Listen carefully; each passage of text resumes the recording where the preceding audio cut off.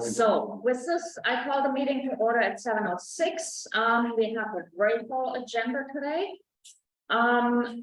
First of all, I want to welcome all our special guests, Julia BRIM-EDWARDS here in person, Anna ROCÍO joining via Zoom, and Albert Kaufmann, the third candidate, is observing Passover tonight, and he participates via a pre-recorded video. So he had access to the same question that I sent out to our candidate. So I hope I didn't look at the video prior to, because it just came very late today. So I don't know what's in there, if he will answer our question in that video as well. Then also our guest Nathan, who will give a very short overview presentation on building our future together, the new local capital gains tax. I also want to introduce Stephanie Frederick, who will be my co-moderator today from Brentwood Downington Neighborhood Association. And I think for the sake of going through past, I'm gonna skip through our usual long introduction. I just gonna say I'm Anna Weichsel. I'm the chair of the Woodstock Neighborhood Association.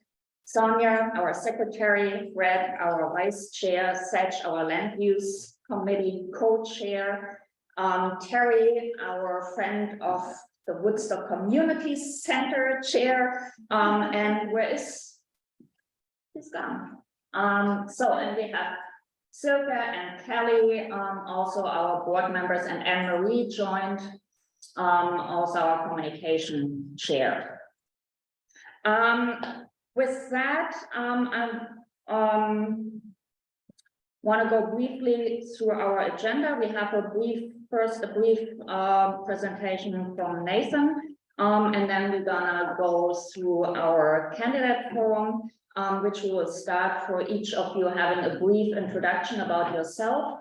Then we're gonna look at Albert Kaufmann's video, and then we're gonna enter into the questions that we have written and shared out, and then we will have a open Q&A at the end if there are still questions open from our general public. And then we will go into our monthly usual neighbor association business, but our guests don't need to stay for that. I'm sure you have better things to do in the evening. So with that, I'm going to give the word over to Nathan. Great. I have a short presentation. Is it possible to pull that up? It's possible. Did you send a link to? I did send a link. I can send it to you right now. Okay, that'll be. Yeah. And I will. It's just on Google Slides. Okay. Sorry, my wife texted me and I left the air fryer full of grease. Shouldn't be. Supposed to be the current one. What's a good email I can send it? Board at woodstockpdx.org.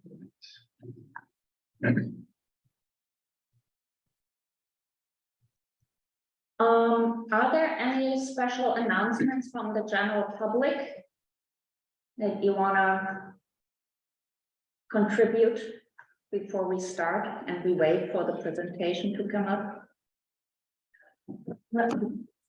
How long do we have for general announcements?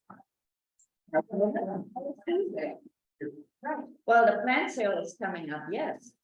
Yeah. Those posters. Oh, wow.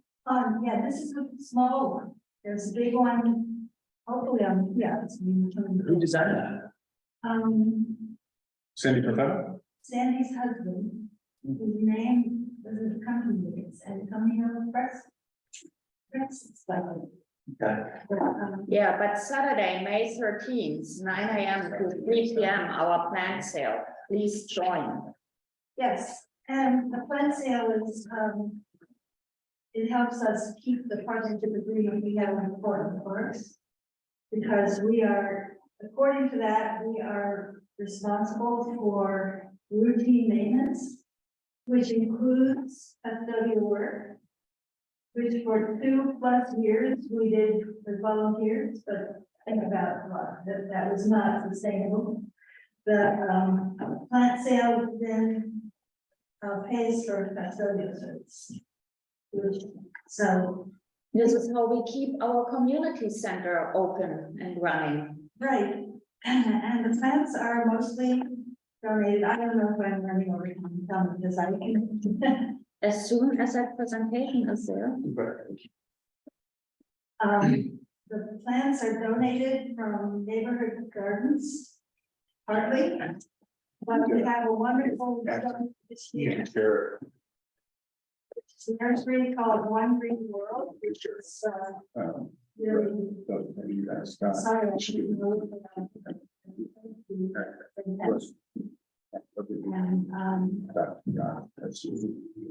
so One Green World was donated to the plant sale. No, it's not. Most of the plants come from neighborhood gardens. Yeah. Like people devise them. I'm the beneficiary, my mom was struck. Okay, Well, it works. here we go.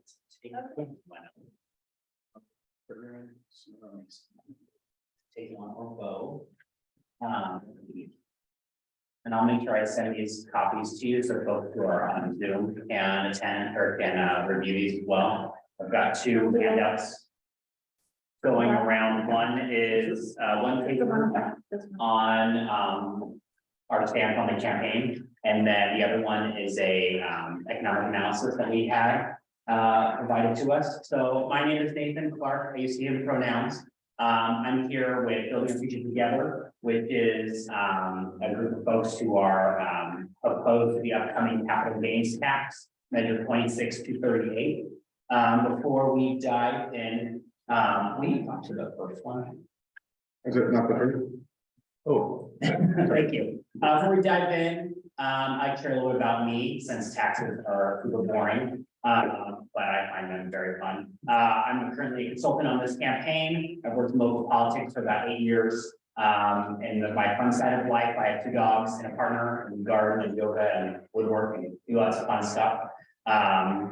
But I'm here on behalf of the no on measure 26-238. Trying to go to the next one. We feel that this is the wrong tax at the wrong time. So one more anyway. So a little bit about on the measure. So it's on your ballot on May 16th. Measure 26-238 was put on via the Citizens Initiative process, which means they did signature collecting to be on the ballot. Measure 26-238 is supported by Eviction Representation for All, a coalition that was formed by the Democratic Socialists of America, Portland chapter, and advocacy groups. The policy and purpose of this is Multnomah County shall fully fund, administer, manage, and maintain a program that provides free legal representation and related tenant services and resources to all residential tenants who are facing legal proceedings to evict them from the residence. Do you want to go on the next one, please? Before we go any further, folks on our team, folks who are supporting us, we are very supportive of anti-displacement measures and keeping folks in their homes. We just believe that this tax and the way it's written does not cut the mustard, to use that term. It doesn't work. It leaves a lot of stuff up in the air, and it's going to hurt a lot more people than they're saying. So it creates a new 0.75% local tax on net capital gains, including the profitable sale of your home or other assets like certain retirement investments. For example, if you were to cash out your IRA early in case of an emergency, you would pay capital gains on all that. The program's costs are uncertain and the capital gains are highly volatile source of revenue. I don't know if anyone read the Langley article this morning. So admin costs, the county capital gains tax would swallow about half of the revenue. So the county has come out and said that to get this program off the ground, it will cost $19 million for the first year to do the back infrastructure. It is projected that this measure would bring in 12 to 15 million. So they're already going to start out in the red. And that ongoing maintenance and infrastructure for the county to collect this tax is about $7 million a year. So it'd be about 50% of what they're projecting to bring in. The tax rate is required to be analyzed against program costs annually and adjusted to ensure 18 months of funding on hand. There are no limits to how high the tax rate can go. So already, if they're going to be in the red when they start this program, they will have to raise the capital gains tax, and all that requires is a vote of the county board commissioners, and it's very likely that it will go above 0.75% within the next year if it is passed, and continue to go up if they are not bringing in the funding required to provide the services that they're saying they're going to provide. You go to the next slide, please. Thank you. Measure 26 through 38 requires the creation of a new office managed by Multnomah County to provide attorneys for tenants facing eviction and eviction prevention programs, including emergency rent assistance. These programs in measure 26 through 38 are different from most other eviction prevention programs around the country because there is no income eligibility requirements for tenants. Anyone facing eviction, no matter how much they make, would be able to have a free lawyer. And it's also available to any person facing eviction or removal from their residence, even those with no legal right to occupy property. So if you had a building and you had some folks squatting in the building and you were going to have them removed, they would have access to a free lawyer to keep them in your building or your property. Go to the next one, please. Thank you. We feel that this is unnecessary and a redundant tax and a policy that they're putting forward because the Metro Supportive Housing Services tax already funds renter protection programs. More than 100 million in supportive housing services funds is allocated to Multnomah County each year for housing programs, including eviction prevention. Multnomah County helped over 9,300 renters stay in their homes in the last 18 months.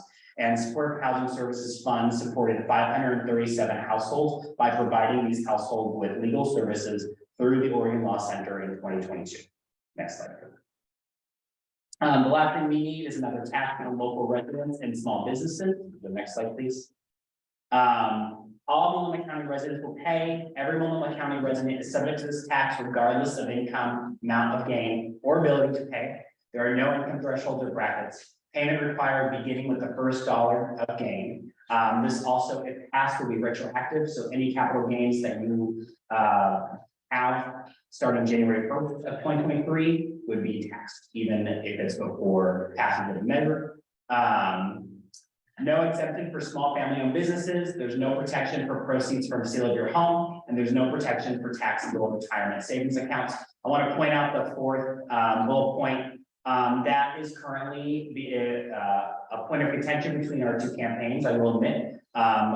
They based this policy off of the federal IRS code, which states that the first $250,000 for a single, $500,000 for a family, a profit you make selling your home is not a subject to capital gains federally, but it does not make any exemptions for local. So based on the analysis that I passed around, and then we'll make sure we share with folks via Zoom, we believe that Multnomah County, you would not have that that buffer of $250,000 up front. The moment you sell your house, any profit would be capital gains. Next slide, please. Who else will pay? Local small businesses will pay. In Multnomah County, most small and medium-sized local businesses are taxed on a business owner's personal tax return, and capital gains are included when determining the amount owed. Next slide, please.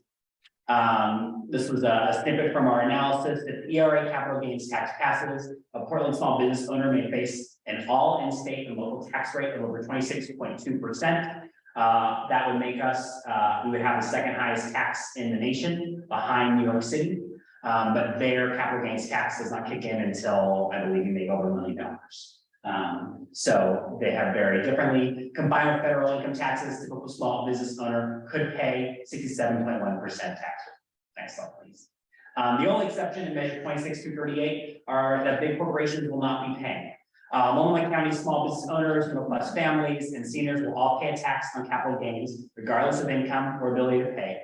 large corporations won't owe anything, no matter how much they profit in our community, because those owners for those large corporations, if they do not live here, they do not have to pay on tax. Is strictly they've written this so that it is just residents who will pay this. Next slide, please. The senior need to sell their home, to downsize, relocate to a more affordable area, pay for healthcare, and if life costs this tax would impact them. We know a lot of folks in our community invested in a house, and a lot of folks who've lived here for a long time are having homes that are selling for a lot more than they bought in the 80s or 90s. My parents, for example, their house is not big, but it's worth a lot more than they bought it for, and I know that that's their retirement. And so any amount of money that can cut into someone's retirement is a big concern for us. Next slide, please. All homeowners will have to pay this tax when they sell their home, regardless of their income, reducing the amount of equity homeowners have. The backers of these measures have gone on record to say, well, if the feds are offering a deduction on that, that means it won't be taxed within this measure, but it's not written in the measure. Next slide, please.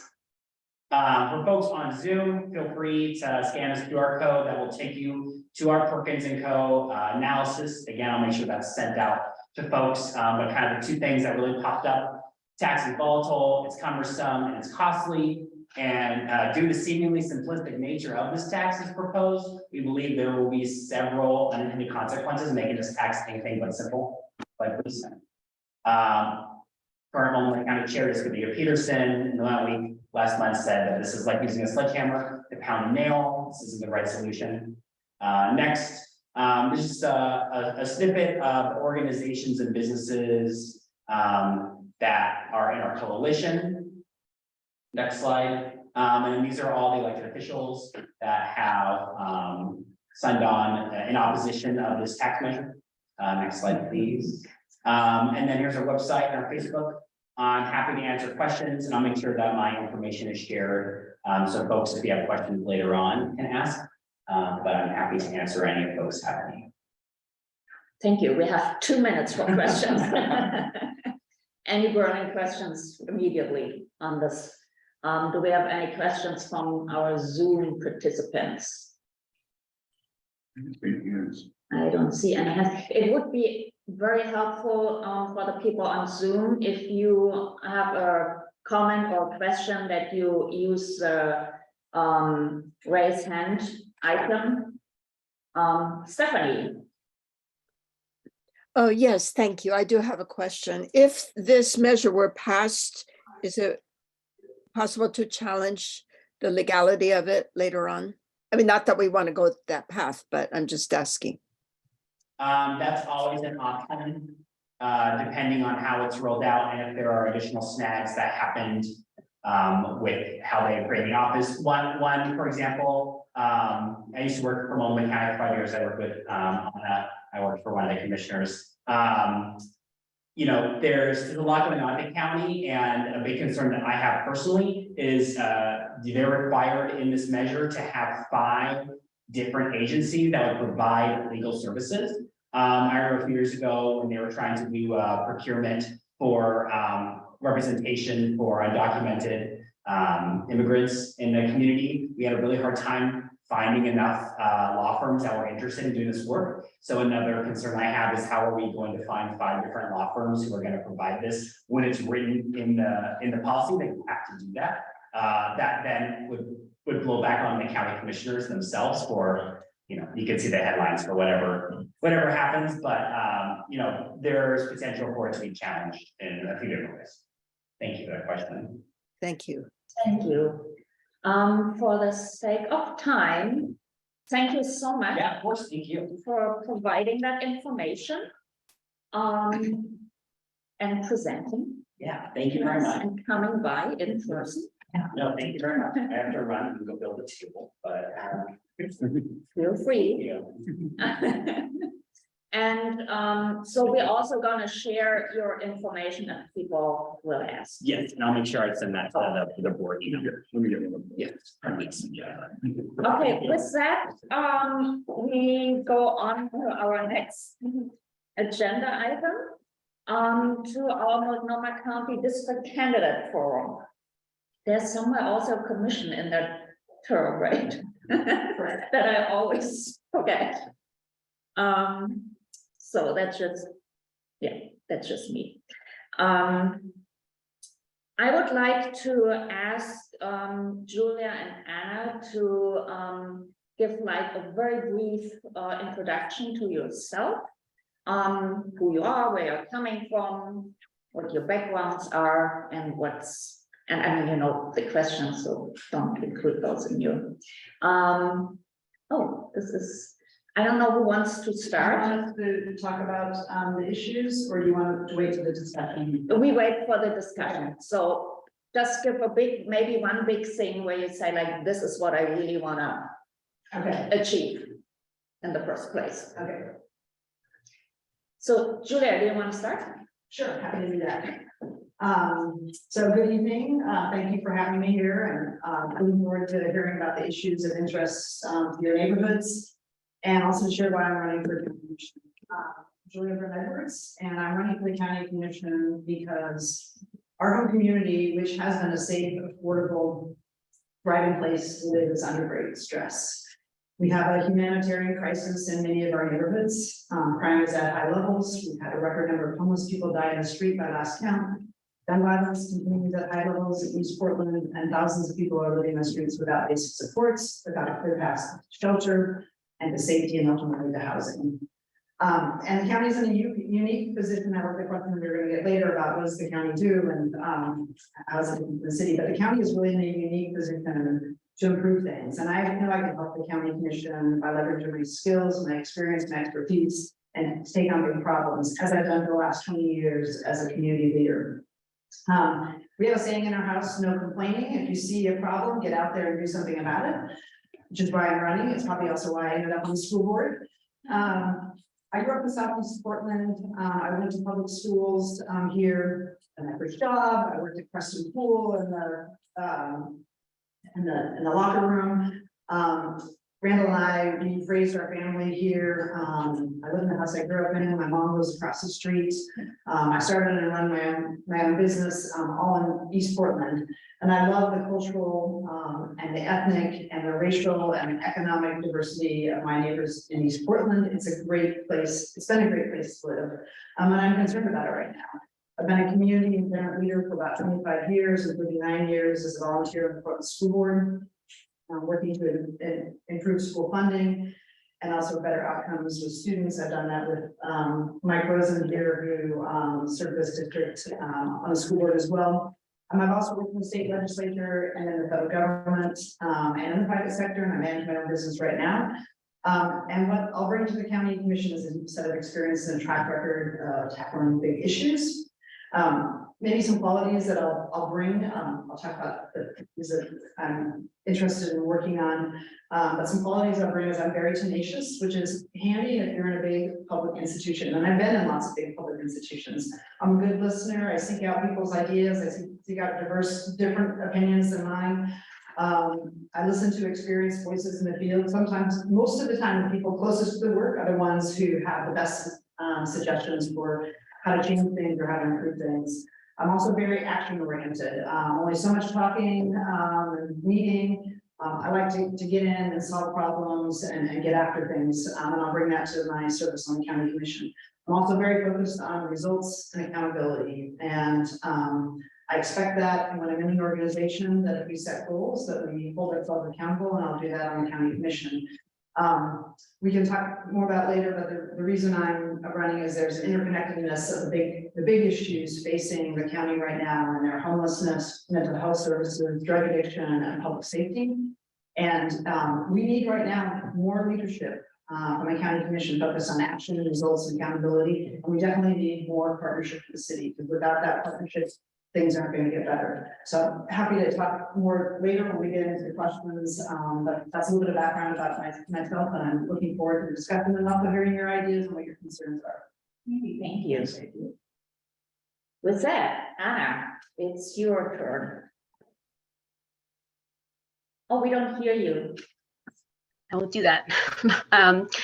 Thanks so much for inviting me to be here with you all today.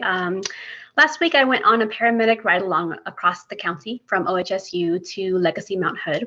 I heard from paramedics, folks on the front lines of our housing and homelessness crisis about what they see on our streets every day.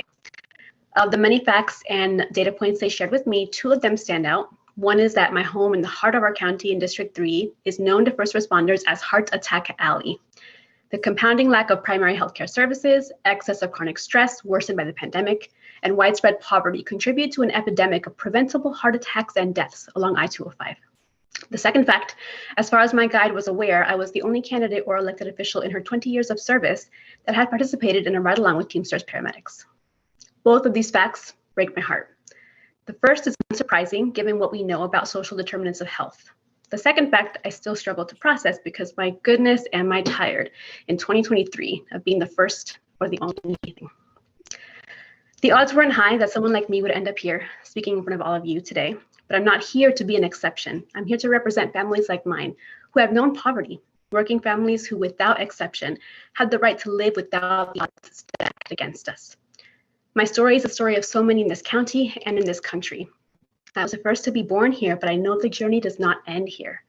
My family still faces many of the same challenges that many in East Portland face today.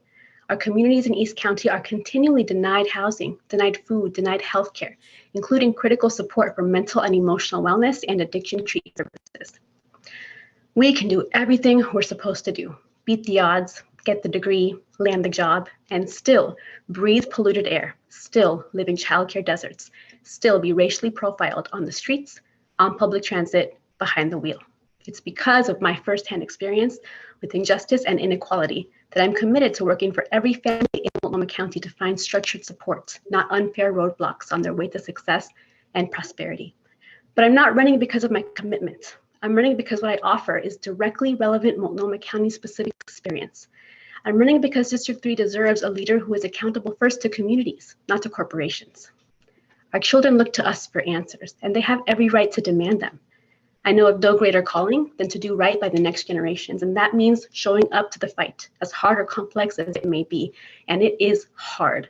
On any given night, over 7,000 people sleep on the street or in emergency shelter. That's not including the thousands more living in chronically unsafe housing conditions. This is a failure of policy. This is not what we stand for in Multnomah County. We can and we will end homelessness once and for all. And we'll work to keep each other safe. Safety is a basic human right. I believe that we must approach public safety with compassion and a commitment to fairness and justice. This includes addressing the root causes of violence and harm. This also includes having brave conversations about the ways that conscious and unconscious bias are baked into a criminal justice system that unfairly and unjustly targets Black and Brown individuals. As a county commissioner, in collaboration with city and state leaders, I will make it my top priority to create supports and stronger safety nets in East County so that we can be known to our first responders and to the public at large, not for our tragic heartbreaks, but for our vibrant and abundant success. The proof is in the pudding.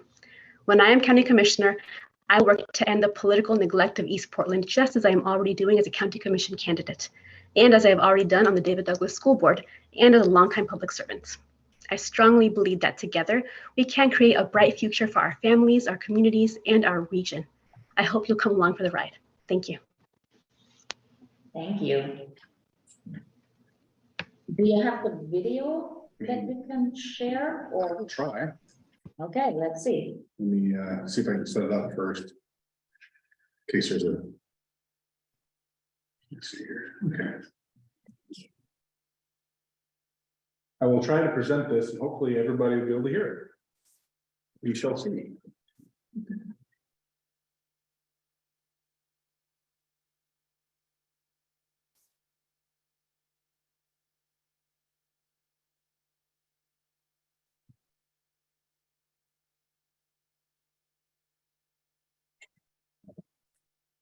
Okay. Just a second. Residents.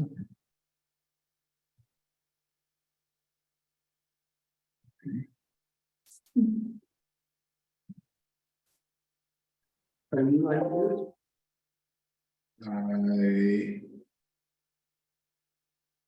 Let's see here.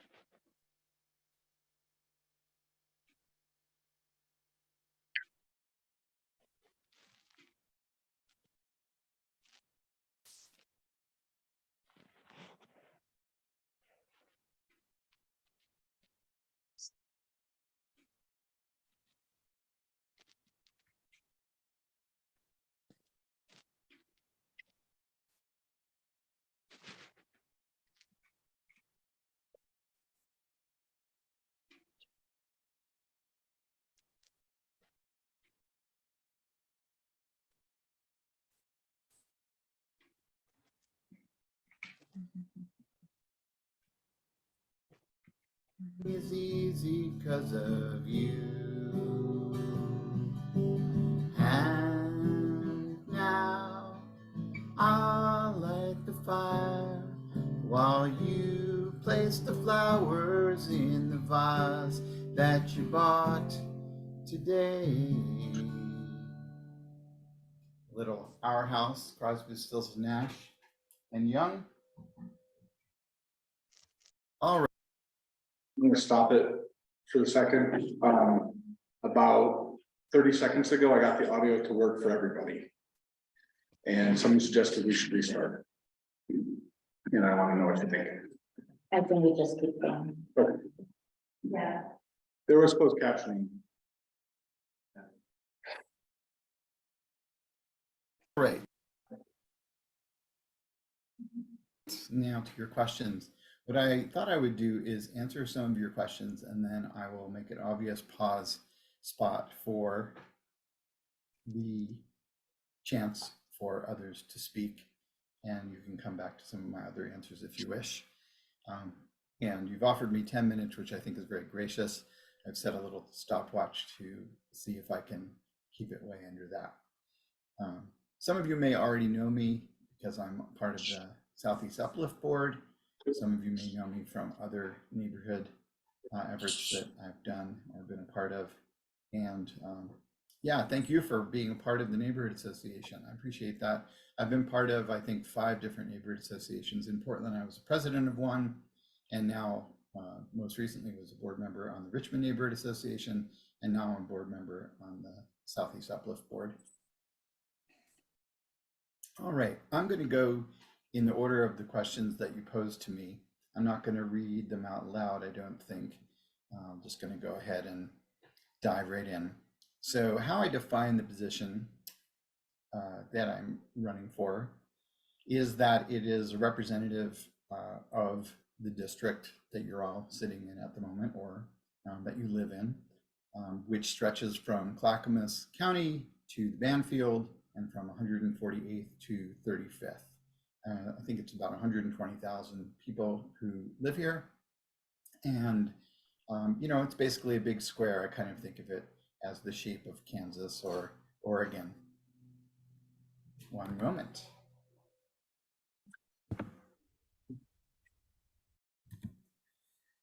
So that's the geographical area that we're talking about. And then in terms of the position, it is part of a commission that gets to decide how we spend about $2.9 billion to affect change in our neighborhoods and to take care of some of the big issues of our day, particularly houselessness, addiction, and behavioral services and this type of thing.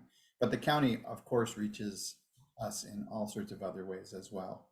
And so by being on this commission, I would be one of 5 people who is making big decisions about our region.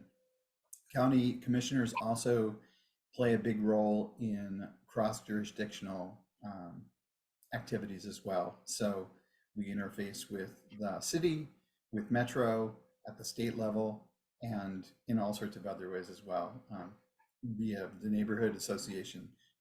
For instance, I've seen county commissioners come to neighborhood association meetings, to meetings of NGOs, to meetings of all sorts of different organizations. And so our voice, county commissioners' voices are heard at all government levels in our region.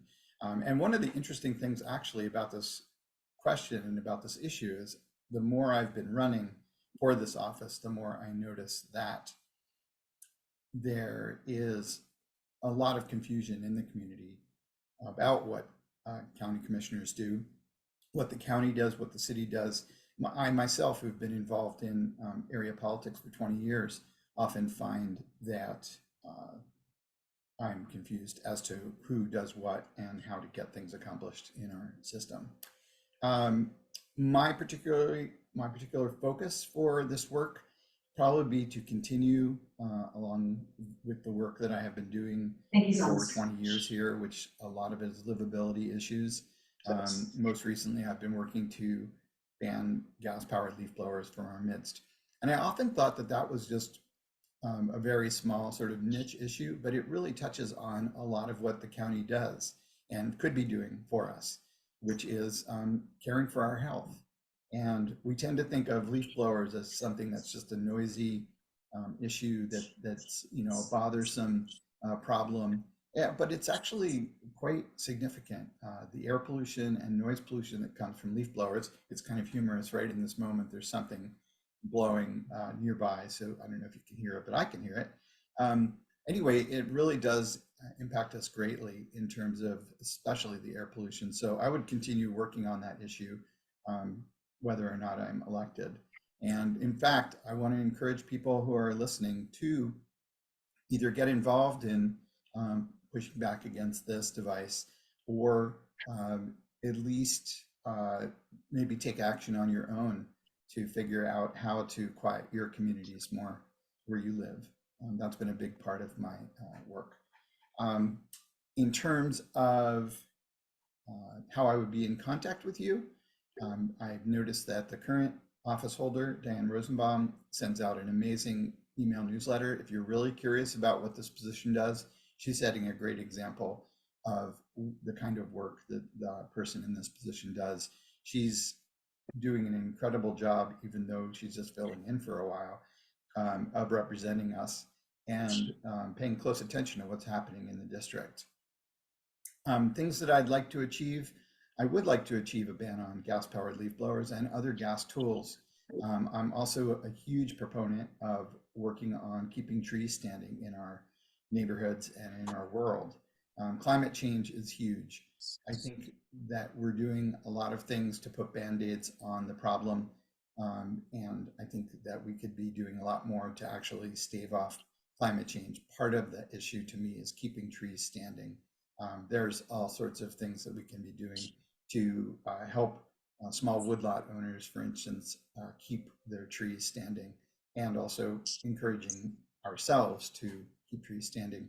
And then in terms of the bigger issues, houselessness, addiction, violence, gun violence, things like that, I'll be working with the other county council members who are already in place, who already have been working on these issues for years, and joining them as a team to continue to work on these issues.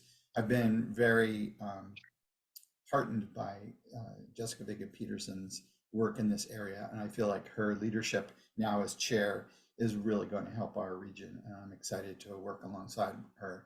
I also note that sadly, it seems to me the city council could be doing a lot better job of working with the county. I feel like the county is reaching out, and I would just like to be a part of more cross-jurisdictional responses to our area troubles.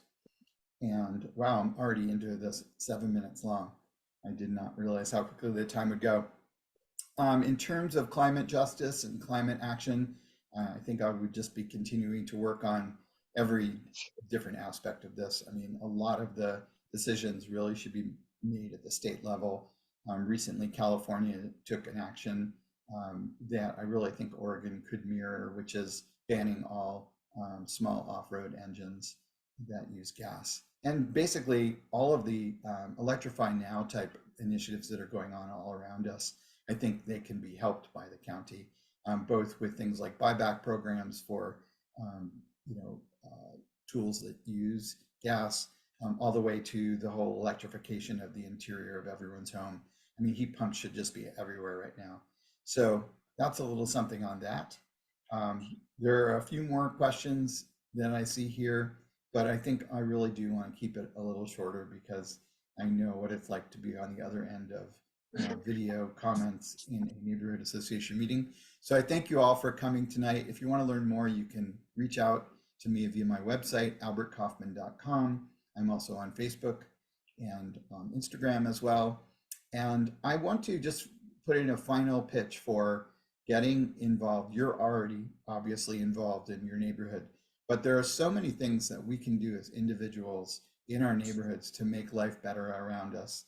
And a lot of times we're waiting for the county or the city to make big wins on issues that we care about.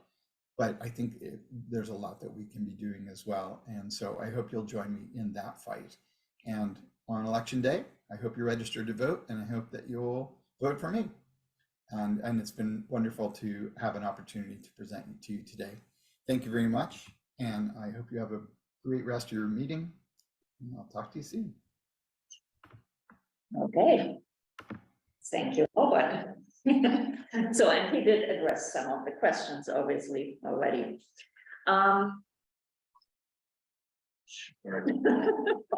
You too.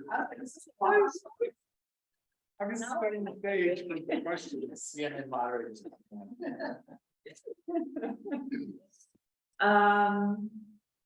Okay, can we shift to a different mode of? Yeah, what would you like to do? I like to see Stephanie, our co-moderator. Oh, just a second. Oh, Did we lose them all? I need a Oh, mouse. there, It's okay. Stephanie, you can be seen now. So, do you want to start us off with the questions? Surely, yes. Good evening again, everyone. I'm Stephanie Frederick. I'm chair of the adjoining Neighborhood Association, Brentwood Darlington. And I have the honor of posing the first question to Ms. Del Rocio and Ms. BRIM-EDWARDS. And before I do, let me ask you to speak a little more slowly. So especially Ms. BRIM-EDWARDS, you're in a room where it's echoey. So we want to be able to hear every word. And if you just speak slowly and distinctly, I mean, not at a snail's pace, but just reasonable, we'll be able to understand you and you as well, Ms. Del Rocio. All right, wonderful. All right, so our first question is, when you think about this position that you are running for, how do you define it? And Ms. Del Rocio, why don't you go first? Thank you. I know this job because I have done this job. I have worked in the very same office for the same district I seek to represent. As policy staff to former commissioner and now chair Jessica Vega Peterson, I know the intricacies of county government and what it takes to collaborate and pull levers to get things done. A district level commissioner needs to be able to bring other elected leaders along to pass innovative policies and responsible budgets. And a commissioner for Southeast and East Portland needs to be able to represent constituents on both sides of 82nd. I'm the candidate in this race with the broadest backing of elected and appointed leaders, and I am a candidate with directly relevant Multnomah County specific experience needed to be effective on the Board of Commissioners. Thank you very much. All right, Ms. BRIM-EDWARDS, the same question. How do you define the position for which you're running?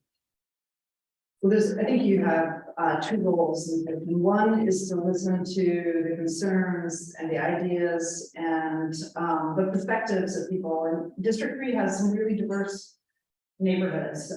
So listen to all that. There's also a role, though, of sharing with residents of the district what the county is doing, explain actions, represent them and their voices at the table.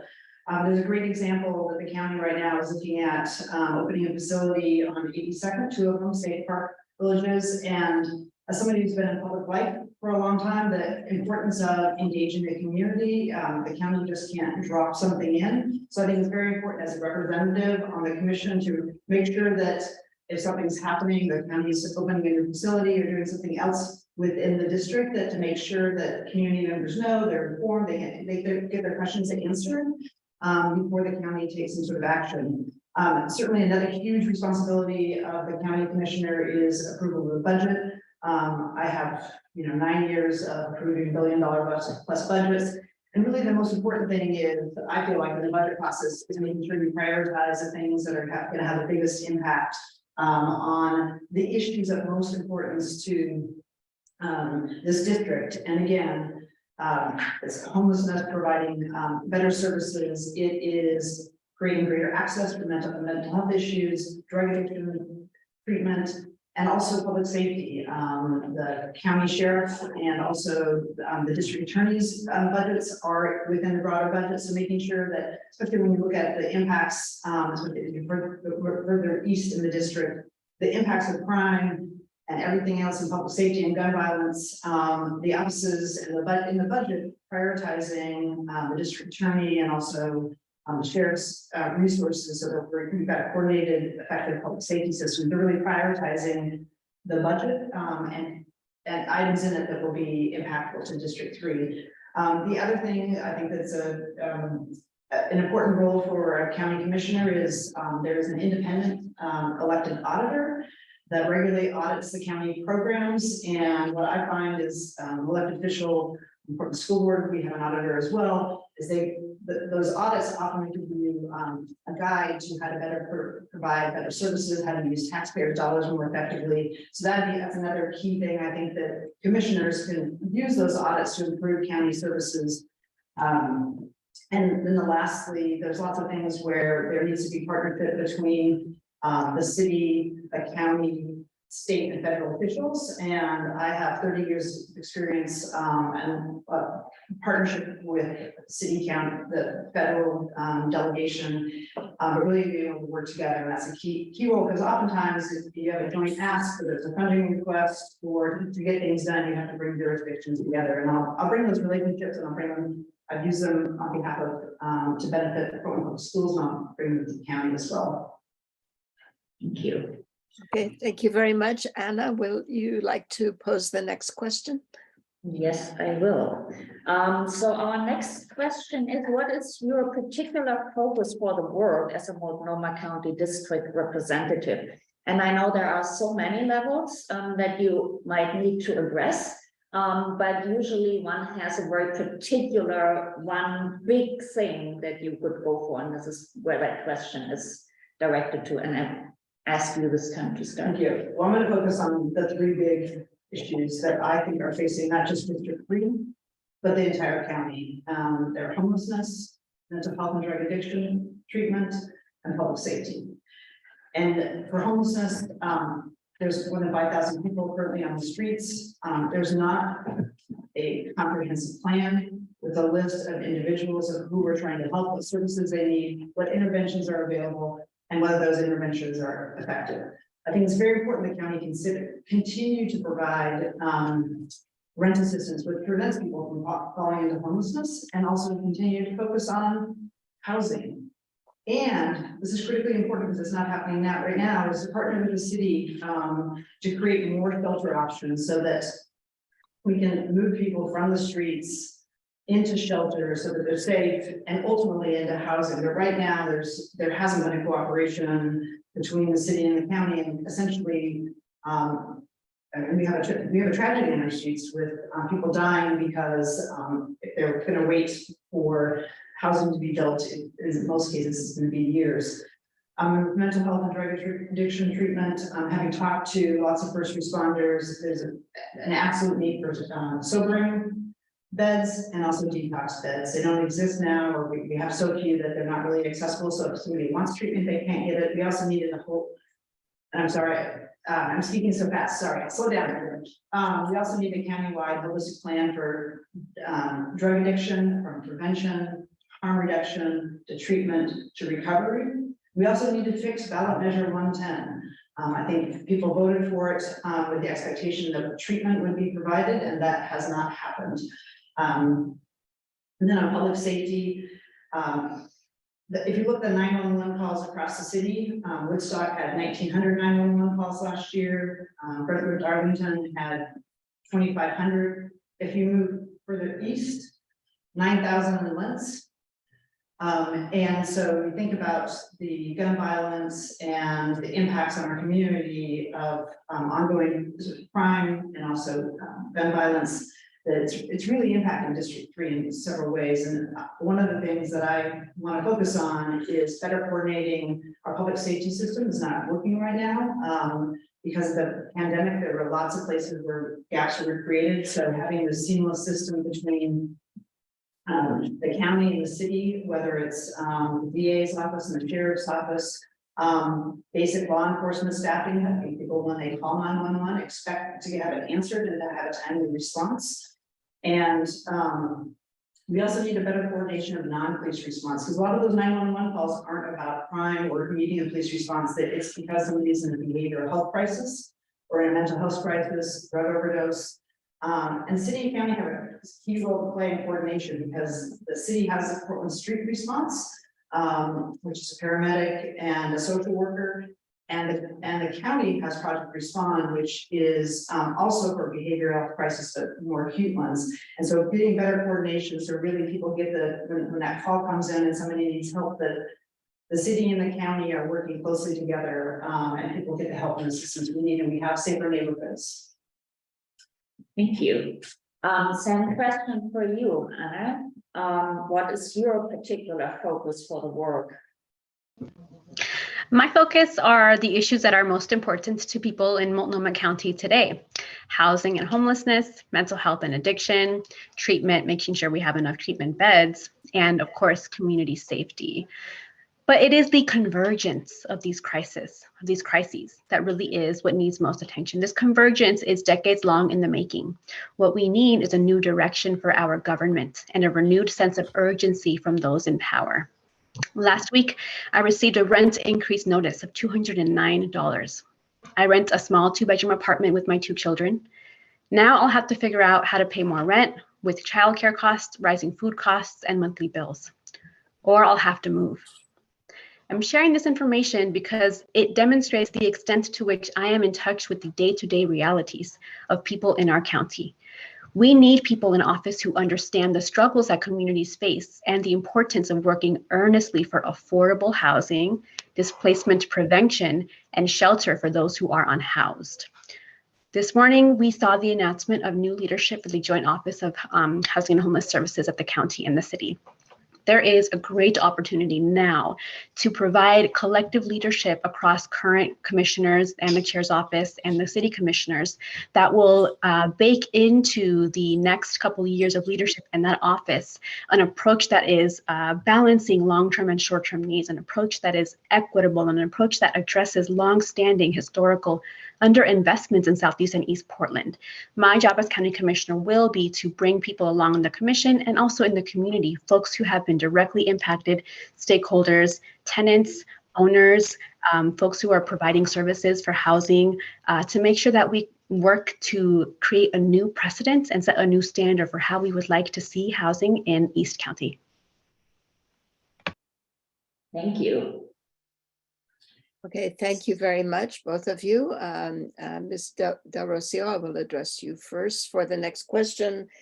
You will, as Commissioner of District 3, you will be representing the voters of District 3. And voters have many issues, but they are not all equally critical. And how will you assess what to represent at the county level? Just a few days after receiving my rent increase notice, I was the only county commission candidate to attend the Division Midway Alliance Community Visioning Session. I was asked to speak about my hopes and dreams for East Portland. One of the things my neighbors shared about his vision for 20 years from now, we just want to still be living here, is what my neighbor said. Stability and housing security are important for all communities to prosper, but they are particularly important for our diverse district, where too many families have experienced forced separation from their loved ones. I assess what to represent at the county level by being steeped in our communities, by being among those directly impacted by the systems we seek to improve, and by conducting broad surveys of residents, local business owners, service providers, advocates, and other stakeholders. Thank you very much. And the same question to you, Ms. BRIM-EDWARDS. Thank you. So this is a great question, because having been on the Portland School Board, you do get lots of different issues that people raise. And I always look at issues, sometimes maybe just one person raises an issue, but it's very important. So just because one person raised the issue does not mean that it's not important, but looking at the ones that have the biggest impact on whether it's housing, whether it's employment, whether we're maintaining thriving business districts in our community, whether it is that that families have access to grocery stores, childcare, looking at the things that have the biggest impact on everyday lives. And right now, the things that I know from talking to community members from in all corners of the district is that having the city and the county working together to solve the biggest problem, which is the behavioral health crisis on our streets and homelessness, and also addressing public safety. People don't feel safe in their neighborhoods. If you look at, I looked at the recent report of 2% of Multnomah County, our population has declined. People are leaving, and there's a reason they're leaving. And the county has an opportunity, just back at the very beginning, has an opportunity because it has some of the biggest levers to make a difference. It has homeless services, resources that taxpayers paid for or voted for that the county has access to. And the county also is the local mental health authority, so it has the capability. It's had revolving leadership. It's also been underfunded and under-resourced. But if working together with the other commissioners, and I want to acknowledge also the hiring today of the new head of the Joint Office of Homeless Services, Dan Fields, who's somebody I've known for 25 years. He's a great hire. I'm very optimistic. I think we have the promise of new leadership of the county at the chair, and also the governor willing to get in and not have to take a hands-off approach. We have a great opportunity, and so I'm going to be laser focused on the issues that I think are the biggest issue and where the county has the biggest lever to make a difference. Okay, thank you very much, Anna. Yeah, so our next question was, in connection with that question of how you assess, what to represent. We also wonder, because there are so many very, very different voices in our district, how do you envision being in contact with your constituency, aside from the ones that already reach out to you? So I would start again with you. Yeah, I think there's both formal ways to do that and informal ways. You can have formal things like full town halls, office hours, pull together roundtables. One of the things I do, and I've always done as a school board member, is I just go out and get into schools. And the thing I like to do when I'm there is I'm going to stop into the cafeteria and talk to the lunch lady, or talk to the custodian, go into a teacher's classroom, the people who are actually doing the work. And this is how I would do my work at the county, is be in the community, be inquisitive, but also talk to the people who are doing the work, who are providing the services, and also those who are receiving the services. Like, is the county providing effective services? And I think I'm somebody who's very approachable and accessible, and I really like to hear from people the unsanitized critique, because that's how we get better. And Rand will tell you, like, whether we're grocery shopping or just out in the community, it's an opportunity to hear from people. And I say I welcome critiques, because I think that's how we get better. And so I'm not always looking for, like, hey, what are the things that we're doing great? What can we do better? I've been on some ride-alongs. I went out with the Portland Street Response. I visited some of our shelter providers, and today I was at a roundtable with Rosemary Anderson and POIC, which is a group of former gang members who do outreach and are very focused on disrupting the gun violence that's happening. So today I sat and listened for 2 hours about their work and their history and the work they're doing in our community to really disrupt gun violence. So I get information from a whole host of different ways, but like I said, I'm always very open to how we can do things better, or with somebody's particular concern. And even if one person raises it, again, because usually there's 100 people who are thinking of it. Thank you. And at ROCÍO, how do you envision being in contact with your constituency? I don't have to envision being in contact. I am in contact. Just in the past month of campaigning, I attended the East Portland Action Plan Candidate Forum, the Division Midway Alliance Workshop, and the Grey Panthers and African Youth and Community Organization Forum. I've also attended forums with local businesses, tourism industry leaders, and community developers. We need to expect a leader to show up for all of District 3 and to accurately assess the needs of all of District 3. I have earned the support and endorsement of diverse subject matter experts, including the Oregon State Council for Retired Citizens, communities of color, and youth advocacy groups, because they know I care about reaching all geographic and demographic parts of the district, including those who don't always feel like their government leaders are listening to them or investing in their communities. Okay, thank you. Thank you very much. I guess I have the next question now, and I will address it to you, Ms. Del Rocio. What would you like to achieve if you become commissioner and you look over the months and then the years ahead in your term? What would you like to achieve? And you can name small scale and large scale. So please tell us. Thank you. Small scale, I will be very proud to represent my district by adding crucial missing perspectives to the table. I will work collaboratively with new leadership in the Joint Office of Homeless Services to ensure we are stewarding taxpayer dollars and delivering maximum impact for those experiencing homelessness. Large scale and long term, until we solve the long-term housing supply issue, we must tend to the human element of crisis on our streets. We need safe, temporary shelter and supportive housing programs to keep people housed. We need to expand treatment for mental health and addiction and tailor interventions to address the known root causes of mental health and addiction. What the research shows is that the opposite of addiction is community or connection. Where we see robust healthcare systems and economic security, we also see low levels of mental illness and addiction. Thank you very much. Ms. BRIM-EDWARDS, what would you like to achieve in your, as commissioner, both large scale and small scale? So speaking for East Portland, large scale, I'd like East Portland to be a place that's safe, affordable, thriving, welcoming, and inclusive. I think that's why a lot of us chose to live here.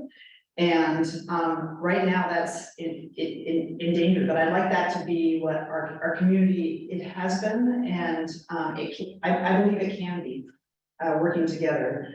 In addition, if we look at the crises that's facing our community, I would like to see that every person who's living on the street, again, that is listed by name, has safe shelter and ultimately permanent housing with supportive services. And then those people who need a drug addiction services, and we have the resources. I mean, this is one of the things that it's the huge opportunity right now, I think, in Multnomah County, because of ballot measure 110, there are resources for addiction treatment, and because of the Metro Homeless Services measure, we have resources for supportive services for people, and so we have to use those resources in an effective way. So what I would love to see is that we use those resources, because our taxpayers are very generous to have supported that, and that we're using those in a way that gets people the mental health supports they need, that they get drug addiction treatment. So we need to have prevention, treatment, recovery, harm reduction, but that whole continuum is available. We have the resources. So for me, ideally, when my term is over, or a certain time, that we've made access available to everybody who wants and needs it, and that we've used taxpayer resources wisely, because one of the things the homeless services measure, it will at a certain point end. And if we expect voters to continue to support it, I think we need to demonstrate that we use the money effectively and that we've actually provided services that are needed to those who are living on the streets or without shelter. Thank you very much, Ella. Yeah, so So with that being said, I mean, we hear a lot about the crisis we are in.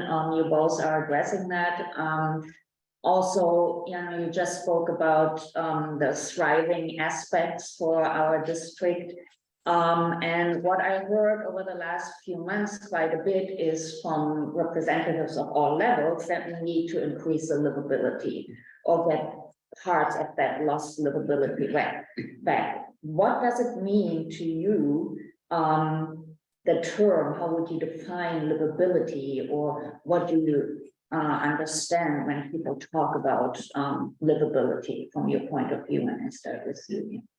Yeah, I mean, I think it means different things to everybody. And for me, it would be safe, affordable, thriving neighborhoods. It would mean that every neighborhood and residents in the neighborhood have access to essential services, a grocery store, childcare, parks, libraries, open spaces, the things that are essential to our health and wellness, and have access to good schools, to public safety, and to things that make our lives, I say that we feel a sense of both safety, and then also we're able to earn a living, raise our families. I also think that livability means that we have diversity in our community, and our community views it as a strength, and that our neighborhoods are inclusive and welcoming. It means something as simple as, I think, as our sidewalks are accessible, that when you call 911, so, you know, it's answered and you get a response. There's lots of different ways we define. You can define livability. I mean, I think that the absolute essential is that everybody has access to the things that they need to be safe and healthy and well. Thank you. Another ROCÍO? What do you think, or define livability? I'm happy to answer this question because livability can be so subjective, can't it? Livability to me means safety, security, and dignity for all. I'd like to see high life expectancy, net worth, and quality of life for residents on both sides of I-205. Humans are social beings. A healthy life for us isn't just about what one person or even one family needs to survive. It's about what we all need at the neighborhood and community levels to experience real safety and belonging together. So yes, let's clean up trash and graffiti and beautify our sidewalks together. But why stop there? We also need jobs, education, and pathways out of poverty. Thank you. Want to continue, Stephanie? Yes, thank you very much. All right, so on to our next question. And this concerns climate justice. What would you suggest as actions that we can take that support the concept of climate justice? And Ms. Del Rocio first, please. Let's start with the people impacted. We know that the people who face the most harmful effects of climate change are people who are primarily communities of color, so Black, WNA, Indigenous, low-income, elderly, vulnerable communities. We know that to be true. As a commissioner, it will be my job to reach out to community groups, organizations like Opal Environmental Justice, Division Midway Alliance, to really understand what people are facing and where the county can contribute. We need to address lack of trees and tree canopy coverage, plant more trees in East Portland specifically, and begin to collect more data to understand the true universe of how many people lack proper weatherization in their home. And it's not just the Office of Sustainability at the county that's thinking about climate justice. Our public health division is also heavily involved in this work. And that's really important that we be thinking about this issue in a broad way across our county and where people can step in to help. It will be my job to look at the levers the county can pull, so advocacy, reaching out to their federal delegation, checking in with the state, budget and programming to allocate resources that can benefit community members, policy changes to adopt in conjunction with the experts who are in the county departments doing this work, and community members who are voicing their concerns. this is an urgent issue that we can see and we can feel. The smoke, the air quality, areas like 82nd where there are lots of vehicles coming up and down. I'm facing it too. The past summer where we had the heat dome of 115 degrees, my landlord would not allow me to put up a window AC, and we could not buy a portable AC because they were sold out. So I had to leave my home and take my children to a hotel room. Not everyone has the luxury of getting a hotel room for the night, and we can't accept that people are dying because it's too hot or too cold here. I'm the only candidate in this race to have earned the endorsement of the Oregon League of Conservation Voters, as well as leaders on air quality, water quality, and a just transition to a green economy. I will take these values and my commitment to immediate urgent action on climate change to my job as County Commissioner. Thank you. Ms. BRIM-EDWARDS, climate justice, your thoughts? Thank you. Well, I think the best example of what I would bring to the county commission is what I did at the school district. So as the chair of the policy committee, 2 years ago, we passed a groundbreaking, nationally recognized, very bold climate policy. And with emission targets to get to net zero, but also across a whole spectrum of climate related issues. But most importantly, as we were structuring the new climate policy, we put right at the center of our policy and our work, those most impacted. And that guided all of our work. Obviously, the school district covers the entire city. It goes up to not all the way up to East County, but East Portland on the other side of 205. And we brought in those voices. We brought in the voices of students to really inform our work about how we could structure our climate policy to both reduce our carbon footprint, but also provide supports for those most impacted. So again, our school grounds in the eastern part of the district, planting more trees, having green schoolyards. Just this morning, the superintendent and I welcomed in the first new 2 electric buses, and they're going to go in neighborhoods which have less tree canopy, which have less ability to handle both high heat and also extreme cold. So that's the type of focus I would bring to the county, is always keeping at the center of our work, climate work, climate justice work, those most impacted by climate change, which is generally communities of color, and also those with lower incomes that don't have the ability to adjust air conditioning. It used to be now something we needed in Portland, but we know that you need that now. So how can we help our school communities and our students? And that's the exact same focus I would bring of who's most impacted and how do we alleviate those impacts. Thank you. Stephanie, I'm gonna give you the next question as well, because I know you're very passionate about it. And I was just going to ask you whether you wanted to perhaps skip it, because it's, it's practically a treatise. But why don't we go on to the last 2 questions, and then if there's time, we can come back to the treatise. Okay, so I'm going to go to the next one. In general, Portland residents are much more familiar with city government than county government. How can we educate residents about what the county does?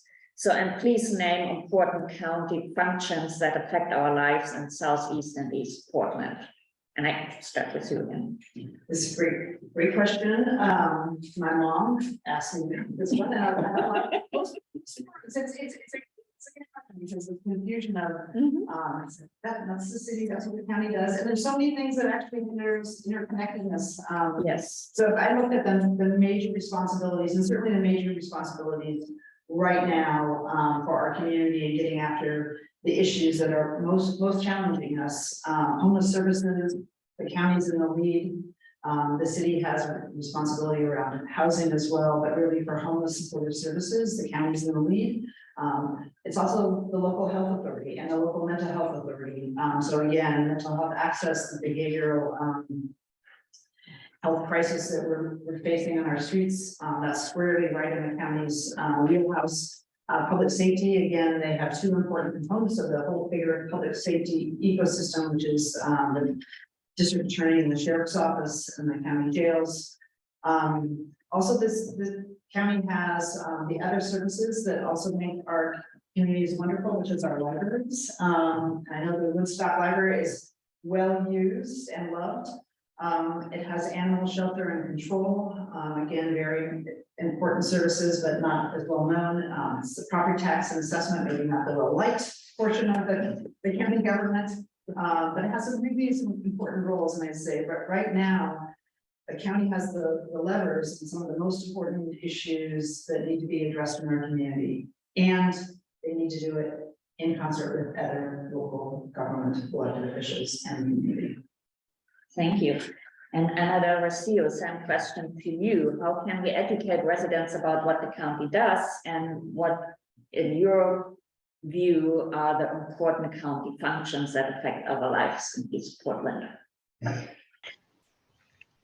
I recommend you go to county meetings, testify, send written comments, reach out to your commissioner's office. I do find county commissioners to be welcoming, warm, and ready to help. It may be true that the city gets more press attention. However, I do believe that many residents are actually very familiar with what the county does. And unfortunately, that's because the county has been there on some of their hardest days, whether that's been a mental health crisis, an eviction notice, an animal rescue, or a day in court. The county is the safety net for so many. And on good days too, the county touches our daily lives in more ways than we might realize. Multnomah County is the heart of our local government, from the libraries to the health clinics to after school and summer programs for youth to climate resilience programs.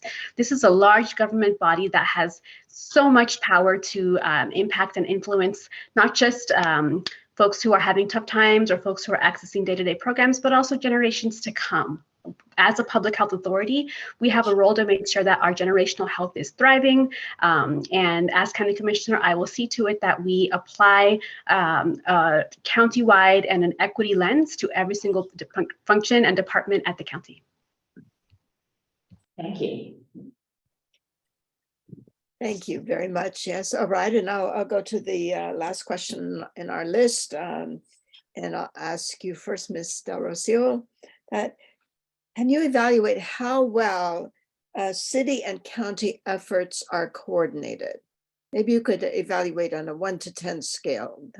I suppose it depends on the subject, but go ahead. Better and better every day. If we're inheriting contentious relations or coordinations, we're heading in the right direction. I would say, 6 or 7, getting better and better every day. When the stakes are high, and they are high, we really cannot afford anything less than full collaboration and diplomacy. I'm currently enrolled in the #1 nationally ranked program for dispute resolution at Pepperdine Caruso School of Law, because that's how important it is to me to hone these skills that we need to get this right. My track record of collaborative leadership is part of what I will apply to help District 3 move forward. Over 150 endorsers agree that I am the leader Multnomah County needs because I can hit the ground running. And these crises that we face, especially on housing and homelessness, cannot wait. I've been endorsed by sitting city and county commissioners and by leaders at every level of government from school board to Congress. These relationships will help our efforts be even better coordinated long-term. Our regional problems need regional solutions. I'm a candidate who can offer the bridges and partnerships and diplomacy skills needed with today's government that we need to build a better future forward for Southeast and East Portland. Thank you. Ms. BRIM-EDWARDS. So Go if ahead. I were to evaluate how well they have been coordinated, it would be fairly low. It would be about 2. However, I want to acknowledge that we have a new county chair, a new governor, and I also think there is a convergence of a desire to have collective action together and to work together. A sense that we're going to have either shared success or shared failure. And so I'm really optimistic about the work ahead. I have great working relationships with all the county commissioners and the mayor and the members of the current members of the city council. And I know that I can bring people together. I've worked with them on a whole host of issues. Last legislative session, I worked at the last several legislative sessions, both with legislators, the governor, and also the city and county to really tackle some tough issues. And I feel like I have the track record of results and endorsements I have reflect that. And again, I think if there's either going to be collective failure or collective success, and I think there's a real desire from our new elected leaders that we're going to have collective success, and and that the only way we are going to tackle these big problems is together, because the city can't do it by itself and the county can't do it by itself either. It's only going to work if it's done together. Thank you. And I'm excited to be part of that. Thank you. Thank you both so much for having those concise, to the point answers, so we could get through all our prepared questions. We have a few minutes left, and I want to open this to our public. Can you see them all? Please, anyone has any further questions or comments or wishes? Or is there something that anybody would like to share that you think the county commission needs to be absolutely focused on? So I'm a former county employee. I worked in behavioral health. And I'm shocked and appalled that people camping outside our church on 41st and 43rd. We had an elderly woman with multiple health issues, and somehow all the county services in the world in the city could not figure out how to get her into housing. We finally did when we got a sweep of that. There were some workers came out and finally did that. Well, why she was on the street so long is the biggest mystery to me. She was elderly, she purely qualified for senior services, as well as all the health issues that were going on with her. She had heart and congestive heart and all kinds of stuff. And her brother was in the same boat. And we at our church have a lot of services that we're doing for people that are out on the street. And I've talked to them enough to know almost everyone, addiction is huge, but it's also a coping mechanism.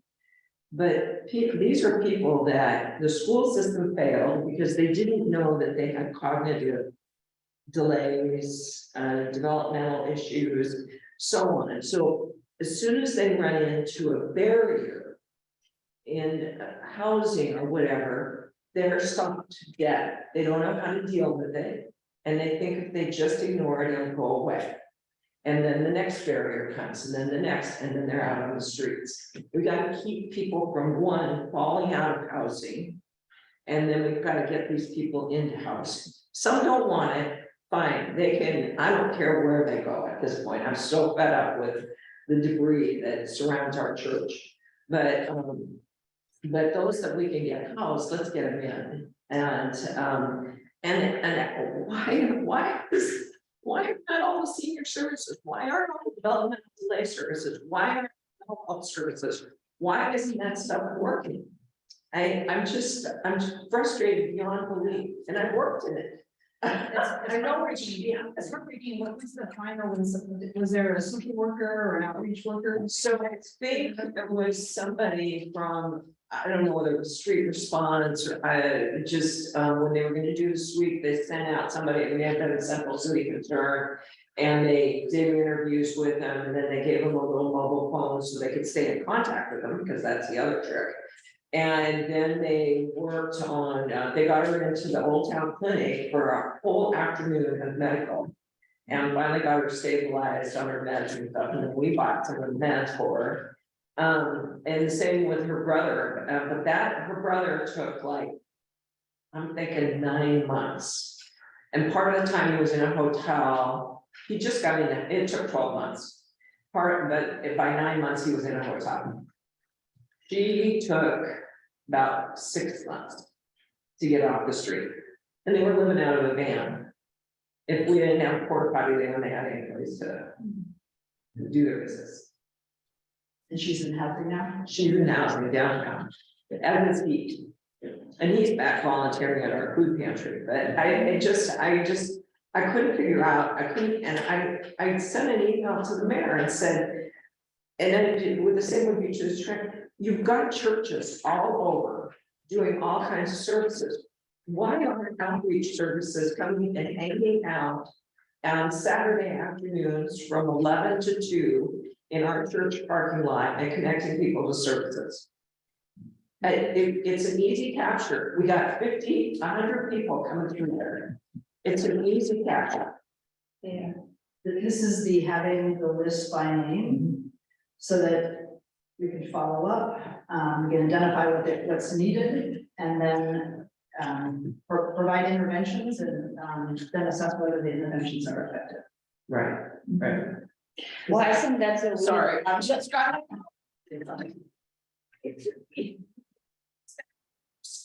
Campsite again, and I'm just like, Yeah. there.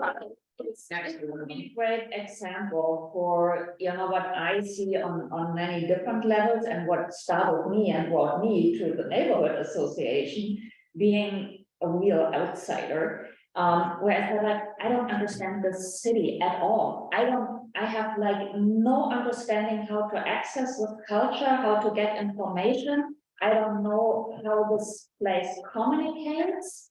It was mind-boggling to me. And everyone that I asked said, like, how do I do things here? And everybody said, yeah, you just do it. And I said, I'm not from here, help me. I listen to you now, you're like running the polls. So Anna, Yeah, it's so much effort, and there is a moment where I wish Portland would acknowledge at some point, and on all levels, city, county, whatever you name it, to get into that moment where you understand this communication that's not your hometown, that there are outsiders to the systems for whatever reason, if they are actual strangers to the system, or if they have not the ability to participate, like, we assume that people would do. I'm sorry. So I think there's something about that I would like to see, and it seems like a lot of decisions are being made on the county level that then trickle down into the city. And I hope really, you both addressed that question of collaboration between the city and the county, and I think that's something that I would wish to see for the sake of the community. Yeah, Stephanie. oh, thank you. Can we give Ms. Del Rocio a chance to respond? Oh, yes. Thank you for those two comments. The first comment really speaks to the importance of data collection and tracking our progress, setting success metrics. One of the things that I'm heartened by in Chair Vega Peters' leadership is the data task force, really being able to collectively establish, okay, how are we understanding the churn and the flow of folks who are unhoused, may have several pre-existing health conditions? Do they end up in permanent shelter and then, or temporary shelter, excuse me, and then permanent shelter? Do they fall back on the streets? Where are the cracks in the system? We're not truly understanding and getting a solid picture of what that looks like yet. We are learning from other jurisdictions like Seattle, for example. We have brought back some ideas from visits there. And we are beginning now to implement and to report out to the community, to report out to workers like yourself at the county who need to know, what are the impacts of my work day in and day out? These are highly trauma-inducing positions. We have caseload that is, very, very high. Acuity is very, very high. We need to be able to report both internally and externally how we're doing on progress, and what the inflow looks like, and how we're actually preventing the problem from getting worse. So reporting out our successes, establishing shared metrics together, really tracking at the individual level how we're doing. We're moving in that direction. I would like to see much more of that dashboard style reporting out to the public. On the language justice front, I could not agree more. Cultural and linguistic appropriateness are so essential to services being able to be truly impactful and effective. My website is translated into 6 top languages for that reason, because it's so important for me to model what it is to be accessible, inclusive, and welcoming for all. Having a culturally specific provider can make or break the effectiveness of treatment programs, especially when we look at mental health and addiction treatment. Right now, we don't have enough beds for monolingual Spanish-speaking women who are seeking addiction treatment, substance abuse treatment in Oregon. There are so many other populations that lack a place in which they can be their full selves, their true selves, and really allow those treatments to work, give them an opportunity to sink in. We have a lot of work to do in that respect. Me coming from a bilingual background, and really, I went to an international high school. I understand the importance of of plurality and making sure that we have a lot of perspectives at the table, literally in terms of languages. It will be what I bring to the table. It's part of what I did work on in the state legislature. Our language action plan in the state legislature didn't exist when I was working for State Representative Jessica Vega-Peterson back in 2014, and we laid the groundwork for that to happen now, so that if someone would like to testify and be civically engaged, they can do so in their native language, which is such an important part of civil rights. Thank you. Do we have more questions? More questions or comments from the public? Last chance. I don't see any. With that, and we are also on our agenda time, I want to thank you both for joining and giving great insight into your thinking and your ideas. And I mean, I wish you both luck. I appreciate you offering this forum, because this is the way actually that people that better understand, what the county does, what the city does. Yeah, I mean, for me, it's super helpful getting this information and also getting to know you better, not just, what you have on your websites. So I have one just on the election. So this is primary in May, unless someone gets 50% of the vote, and then it's done. Correct. Otherwise, it goes to runoff with the 2 in the fall, correct? Correct. Okay. Okay. Well, so thank you both. We did record the meeting. Would you both agree that we have this posted, the recording, for more people to watch and listen to you? Sure, yes, I agree. We recorded this. Do you agree that? Yeah, it's fine. Okay, thank you. That would be I great. can read the public life. Thank you So both. so one much. has to ask, I know there's this weird Oregon law that you can single-handedly, one-sidedly record people and then do whatever you wish with that, which I find really awkward. In Germany, that's forbidden. But thank you so much. I don't want to keep you here. You are welcome to stay. I think you have a lot of better things to do with. And also, another ROCÍO, thank you so much for joining, and also Stephanie for helping moderating. Thank you, and thank you Thank both. you all. It's lovely to hear your presentations, Ms. Del Rocio and Ms. BRIM-EDWARDS. Thank you so much. Thank you. Have a wonderful night, everyone. Good night. Good night.